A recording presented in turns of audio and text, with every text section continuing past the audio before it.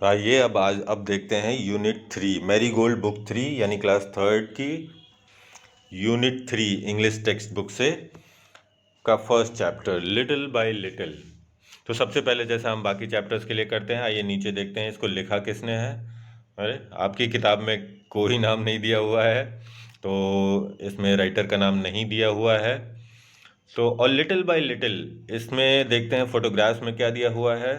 इसमें 3 फोटोग्राफ्स हैं। पहले फोटोग्राफ में एक सीड है, नीचे उसकी रूट्स निकली हुई हैं। पर देखिए इसके साथ साथ आप पार्ट्स ऑफ ए प्लांट भी पहचानते जाइए। जो नीचे ये थ्रेड के जैसी धागे की तरह जो नीचे गई हुई हैं वो उसकी रूट्स हैं फर्स्ट फोटोग्राफ में। फिर ये सीड है, और जो ऊपर जो तुरंत ज़मीन के जस्ट ऊपर जो चीज़ निकलती है उसको शूट बोलते हैं, अंकुर। ठीक है, SHOOT। फिर दूसरे में ये एकॉन का सीड है। एकॉन का सीड आप देख रहे हैं ना, ये सीड जो है ये नीचे से कप के जैसा, ऊपर उसमें टोपी के जैसा लगा हुआ है। तो एकॉन को हिंदी में अगर आप जानना चाहें तो इसको बाज फल बोलते हैं, वैसे जानने की ज़रूरत नहीं है। और ये जैसे कोई भी सीड आप लगाते हैं ना, अभी आप आम खाते हैं तो आम का सीड अगर आप ज़मीन में लगाएंगे तो बड़ा होके मैंगो ट्री बनेगा। ठीक है, कितना बड़ा ट्री बन जाएगा। ऐसे ही ये एकॉन जो है बांज फल, इसको अगर आप ज़मीन में लगाएंगे तो ये ओक ट्री में, OAK, ओक ट्री में बनेगा। ये जंगलों में मिलता है, जो लंबे लंबे बड़े बड़े जिनकी डालियां होती हैं वो ओक ट्रीज होती हैं, जंगलों में ही ज़्यादा मिलती हैं। ठीक है, तो एकॉन बड़ा होके ओक ट्री बनता है। ठीक है, ये देखिए कितना बड़ा पेड़ है ये। तो अब देखते हैं ये कविता में कहा क्या है। सबसे ऊपर देखिए लिखा हुआ, even the biggest trees begin life as tiny seeds. जितने भी बड़े बड़े पेड़ आप अगल बगल देखते हैं ना, वो कैसे शुरू होते हैं? सबसे पहले वो क्या होते हैं? एक छोटे से सीड होते हैं, फिर बढ़ते जाते हैं धीरे धीरे। लिटिल बाय लिटिल का मतलब थोड़ा थोड़ा, धीरे धीरे बढ़ते जाते हैं और इस पेड़ में पेड़ बन जाते हैं, बड़ा सा पेड़। ठीक है, तो read about how the little acorn grew big. तो आप ये आगे पढ़िए, इस पोएम में क्या दिया हुआ है कि ये जो छोटा सा एकॉन है वो बड़ा कैसे हुआ, धीरे धीरे बड़ा कैसे हुआ। तो इसको पढ़ते हैं। Little by little an acorn said. तो इसमें एकॉन बोल रहा है। इस कविता में क्या दिखाया हुआ है कि ये जितनी भी बातें हैं ये एकॉन बोल रहा है। एकॉन कौन? बांज फल, ओक ट्री का सीड। ठीक है, तो वो सीड ये बोल रहा है कि धीरे धीरे, थोड़ा थोड़ा, as it slowly sank in its mossy bed. और ये कब बोल रहा था? जब वो मॉसी बेड, इसमें शब्दों का मतलब भी समझते चलिए। मॉस का मतलब होता है काई, जहाँ पानी ज़्यादा गिरता है आपके घर में, आंगन में, या बारिश का पानी जहाँ बाहर गिरता है मिट्टी में, वहाँ देखेंगे आप हरे रंग की जम जाता है, वो ज़मीन हरी सी हो जाती है, वो काई होती है, उसको मॉस बोलते हैं। और मॉसी बेड का मतलब काईदार बिस्तर। बहुत ही गुलगुला होता है ना। आप भी अपने बिस्तर में अगर मोटा हो, गुलगुला सा हो, तो आप अंदर जाके उसमें धंस जाएंगे ना, अंदर घुसते जाते हैं। ठीक है, तो ये एकॉन का सीड भी अपने मॉसी बेड, अपने काईदार बिस्तर में पड़ा हुआ था, वहां ये बोल रहा था। तो एज इट स्लोली सैंक, जैसे जैसे वो अंदर धंस रहा था, कहाँ धंस रहा था? अपने काईदार बेड में, इन इट्स मॉसी बेड। तो वो बोला, I am improving every day. I am improving मतलब मुझ में सुधार हो रहा है, मैं सुधार कर रहा हूं, एवरी डे, हर रोज। देखते हैं क्या सुधार कर रहा है। Hidden deep in the earth away. Hidden मतलब छुपा हुआ, डीप मतलब गहरा। कोई भी जो सीड होता है वो जमीन के अंदर होता है ना, गहरा, उसको दबाते हैं, ऊपर से मिट्टी कवर कर देते हैं। ठीक है, तो हिडन डीप, छुपा हुआ, गहरा छुपा हुआ, कहाँ पे? इन द अर्थ अवे, जमीन के नीचे छुपा हुआ था वो एकॉन का seed. Little by little each day it grew. तो थोड़ा थोड़ा, लिटिल बाय लिटिल का मतलब आप समझ जाइए, थोड़ा थोड़ा।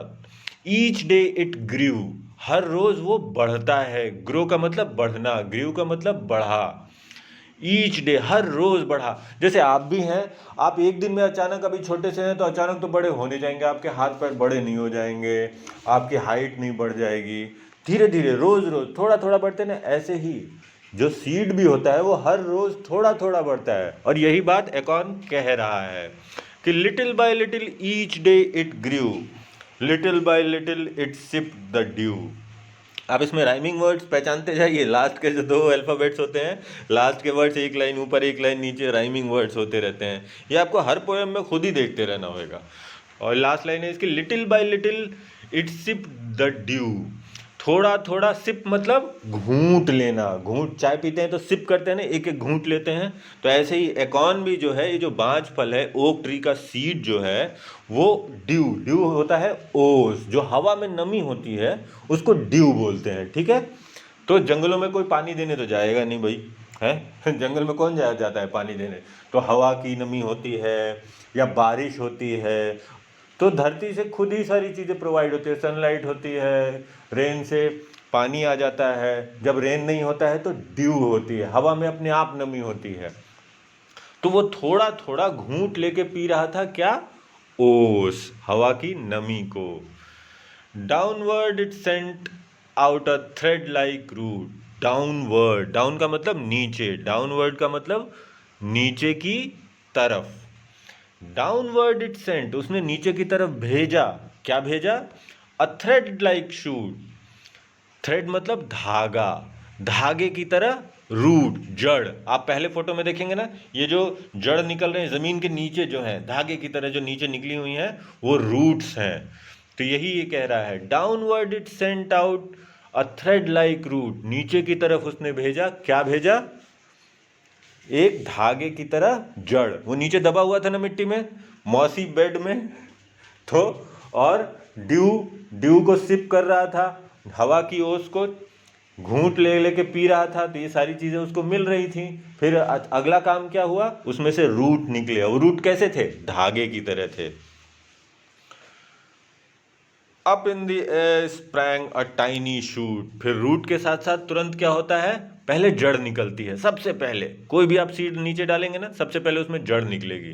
फिर तुरंत क्या होगा, जमीन के ऊपर कुछ निकलता है, हरा सा छोटा सा, उसको शूट बोलते हैं, हिंदी में उसको अंकुर बोलते हैं। तो जैसे ही नीचे थ्रेड की तरह, धागे की तरह रूट निकली, वैसे ही तुरंत उधर जमीन के ऊपर क्या हुआ, शूट निकला, अंकुर, ठीक है। Day by day and year by year, फिर दिन बीतते गए। डे बाय डे मतलब दिन प्रतिदिन, एंड ईयर बाय ईयर यानी साल दर साल। एक दिन में तो कुछ होता नहीं, हमने अभी बात की थी, हैं, कि एक दिन में तो आप भी बड़े नहीं हो सकते। एक दिन में आप सीड लगाएंगे मैंगो का, वो भी अचानक से एक दिन में मैंगो ट्री नहीं बनेगा। तो ऐसे ही कई दिन बीतते गए, day by day and year by year, दिन प्रतिदिन और साल दर साल, कई साल बीत गए। Little by little the leaves appear, थोड़े थोड़े धीरे धीरे द लीव्स अपीयर, फिर पत्तियां आने लगती हैं। आप देख रहे हैं ना, ये पत्ती आ रही है सेकंड फोटोग्राफ में, जहाँ एकॉन का सीड है वहाँ पे पत्तियां आती हैं धीरे धीरे। द लीव्स अपीयर, लीव्स पत्तियां दिखाई देना शुरू हो जाती हैं। And the slender branches spread far and wide. Slender का मतलब नाजुक, फिर पहले हल्की हल्की डालियां आती हैं। ब्रांचेस किसको कहते हैं, डालियों को। तो बहुत नाजुक नाजुक डालियां आती हैं। पर आप देखेंगे ना, जो पेड़ छोटे होते हैं, जो पौधे होते हैं, नए नए पौधे होते हैं, उनमें जो नई नई ब्रांचेज आती हैं, डालियां आती हैं, वो बड़ी नाजुक होती है। आप उनको थोड़ा सा हाथ मारेंगे वो टूट जाएंगी, तो उनको स्लेंडर ब्रांचेस बोलते हैं। And the slender branches spread far and wide, जो नए नए डालियां आती हैं वो दूर दूर तक लंबी लंबी होती हैं। आप ओक ट्री जंगल में देखेंगे, लंबे लंबे पेड़ हो जाते हैं, उनकी बड़ी बड़ी डालियां होती हैं, ठीक है। Till the mighty oak is the forest pride. Till मतलब जब तक, कब तक, माइटी ओक विशाल ताकतवर, ओक का जो पेड़ है, माइटी का मतलब समझ गए, विशाल बड़ा ताकतवर, सारी चीजें आप माइटी में सब आता है। Oak is the forest pride, जब तक कि वो जंगल का, प्राइड मतलब गर्व, जंगल को गर्व होता है, वो तब तक बड़ा और खूब बड़ा और लंबी लंबी टहनियाँ ब्रांचेज उसकी होती जाती हैं, जब तक जंगल को उस पर गर्व होने लगता है, ठीक है। आइए देखते हैं अब इसमें कुछ नए वर्ड्स अगर हमने सीखे हैं तो। हिडन, हिडन का मैंने बताया था, हमने बात की थी ऊपर। छुपा हुआ, स्लोली, धीरे धीरे। अब ये जितने भी वर्ड्स आ रहे हैं ना, इनको एक बार जाके दोबारा सुनेंगे जो एक्सप्लेन किया है मैंने, तो ये वर्ड्स जहाँ जहाँ यूज़ हैं, जहाँ जहाँ यूज़ किए गए हैं जिन सेंटेंस में, उन सेंटेंस से इनका मतलब और साफ होता जाएगा आपको। डाउनवर्ड नीचे की तरफ, स्लेंडर नाजुक, माइटी विशाल या बड़ा या ताकतवर, ब्रांचेस डालियां, प्राइड गर्व, इम्प्रूविंग सुधार करना, सिप्ड घूंट लेना, शूट अंकुर। ठीक है, आइए देखते हैं अब इसमें सवाल क्या पूछे हुए हैं। Name the tree that the acorn grows into, ये हमने पहले ऊपर बात कर ली थी कि एकॉर्न का जो सीड है ये बड़ा होके किस, उस पेड़ का नाम क्या है जो ये बड़ा होके बनता है। ठीक है, ये हमने कई बार बात की है, ऊपर आप जाके दोबारा सुन लेंगे, आपको तुरंत पता चल जाएगा, बहुत आसान है।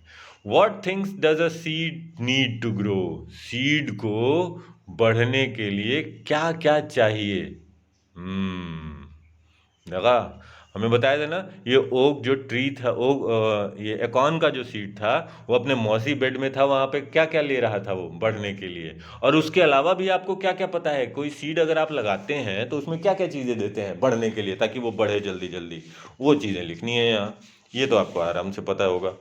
How many describing words can you find in this poem, कितने व्याख्या करने वाले डिस्क्राइबिंग वर्ड्स, डिस्क्राइबिंग वर्ड्स किसको कहते हैं, जो किसी की खासियत बताएं, किसी चीज़ की क्या स्पेशलिटी है, क्या खास है उसमें, ये बताएं कैसे होते हैं। ये है थोड़ा सा एक्सप्लेन करने वाली चीज़। तो आप इस पोएम में कितने ऐसे डिस्क्राइबिंग वर्ड्स देख सकते हैं। देखिए describing words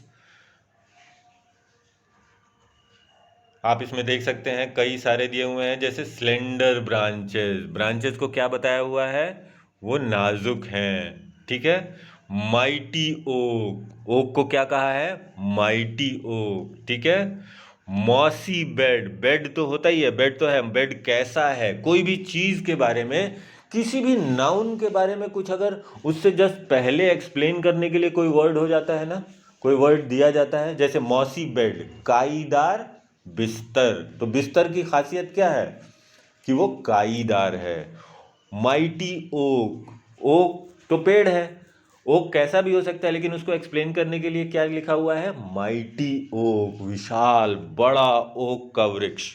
slender branches, branches तो होती हैं, अब ब्रांचेस कैसी हैं उसकी, उसमें उसको एक्सप्लेन किया है ना, स्लेंडर नाजुक ब्रांचेस। तो ये आपको और भी देखने होंगे, अगर और भी हैं तो ये आपको निकालना चाहिए। Talk time, look at the two pictures, find four things that are different about these trees and talk about them. ये तो आपका अंतर ढूंढना है, दोनों में चार अंतर देखिए, ये कौन कौन से अंतर हैं, फिर आपस में देखिए। जैसे इसमें चिड़िया उड़ रही हैं, इसमें चिड़िया, इसमें नेस्ट, इसमें नेस्ट है, इसमें नेस्ट नहीं है। सेकंड वाले में ये रोता हुआ पेड़ है, ये हंसता हुआ पेड़ है, तो आप अपने हिसाब से बताइए ये पेड़ क्यों हंस रहा है, ये पेड़ क्यों रो रहा है, चिड़िया क्यों उड़ के जा रही है। देखिए यहाँ आग जली हुई है, कई सारे डिफरेंसेस हैं, ये आपको बात करने होंगे।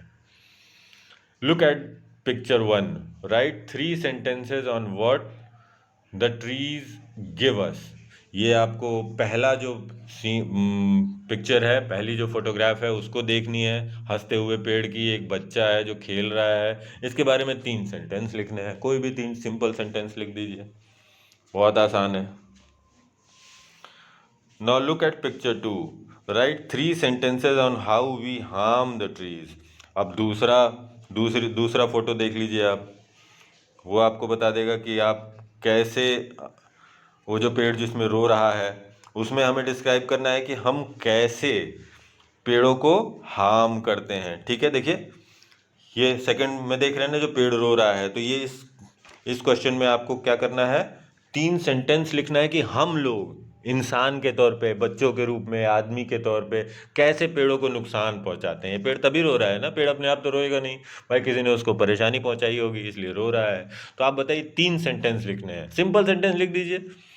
We cut the trees for wood, for fire, कई सारी चीज़ें लिख सकते हैं, आप सोचिए, इसमें आपको दिमाग लगाना है। पर सिंपल सेंटेंस लिखेंगे, आसान से छोटे छोटे सेंटेंस बनाइए, आप लिख सकते हैं। These words describe parts of a tree. Write them in a given space. Stem मैं आपको बता देता हूँ ये कौन कौन से पार्ट्स होते हैं, इनको हिंदी में क्या कहते हैं, स्टेम, स्टेम का मतलब तना, जो मोटा सा जमीन के जस्ट ऊपर जब पेड़ बन जाता है तो जमीन के ऊपर के हिस्से को स्टेम कहते हैं, ठीक है। बार्क, बार्क होती है छाल, जो बड़ा पेड़ हो जाता है उसकी जो छाल, जैसे हमारी खाल होती है स्किन, ठीक है, हमारी स्किन होती है, और पेड़ों के उसको क्या कहते हैं, बार्क, हिंदी में छाल। लीव्स, लीव्स आप जानते हैं सभी, बहुत आसान है। पत्तियां, ब्रांच, ब्रांच हमने बात की। डाली, ट्विग्स, ट्विग्स होती है टहनियाँ, डालियों के आगे भी छोटे छोटे पतले पतले लकड़ियाँ होती है ना, किसी भी पेड़ में आप तोड़ेंगे तो किनारे पे पतली पतली लकड़ियाँ होती हैं ब्रांचेस के आगे आगे, उनको ट्विग्स बोलते हैं, टहनियाँ। रूट हमने डिस्कस किया था, ऊपर बात की थी हमने, रूट का मतलब जड़। शूट, ये भी हमने डिस्कस किया था, बात की थी, जो जमीन के ऊपर सीड से जो तुरंत जो चीज निकलती है, अंकुर, शूट होता है अंकुर। तो इनको छोटे छोटे सेंटेंसेस में बनाइए, क्या हो सकता है, या आपको सोचना होगा। मैं आपको कुछ एग्जाम्पल बता देता हूँ। The stem gives us would for furniture, easy हो गया ना, फर्नीचर, फर्नीचर की जगह आप छोटा शब्द यूज कर सकते हैं, चेयर, ठीक है। अब देखिए, मैच द ऑपोजिट्स, इसमें ऑपोजिट्स को मैच करना है। One has been done for you, देख जो एक दिया हुआ है माइटी, माइटी मैंने बताया था ना ताकतवर, ऊपर हमने डिस्क्राइब किया था माइटी ओक, ताकतवर ओक का पेड़, तो वो किस, उसका उल्टा क्या होगा, वीक, वीक का मतलब कमजोर। तो मैं सारे शब्दों के मतलब बता देता हूँ, आप उसका ऑपोजिट निकाल लीजिएगा, ठीक है। पहले मैं मैच नहीं कराऊंगा आपको मैं वैसे मतलब बता देता हूँ। जैसे डाउनवर्ड, डाउनवर्ड हमने डिस्कस किया था नीचे की तरफ। वीक, वीक का मतलब कमजोर। स्लोली, स्लोली का मतलब धीरे धीरे। नाइट, नाइट आप जानते हैं रात। लिटिल, लिटिल का मतलब थोड़ा। अपवर्ड, अपवर्ड का मतलब ऊपर की तरफ। स्लेंडर, स्लेंडर का मतलब होता है नाजुक। फास्ट, फास्ट का मतलब तेज। माइटी, माइटी का मतलब ताकतवर। फैट, फैट का मतलब मोटा। डे, डे का मतलब दिन। बिग, बिग का मतलब बड़ा, ठीक है। तो ये इसमें आपको ऑपोजिट्स निकालने होंगे। तो ये हो गया आपका unit 3, marigold book 3 class third का, यूनिट 3 का फर्स्ट चैप्टर। चलिए नेक्स्ट चैप्टर के साथ हम फिर मिलेंगे। Thank you.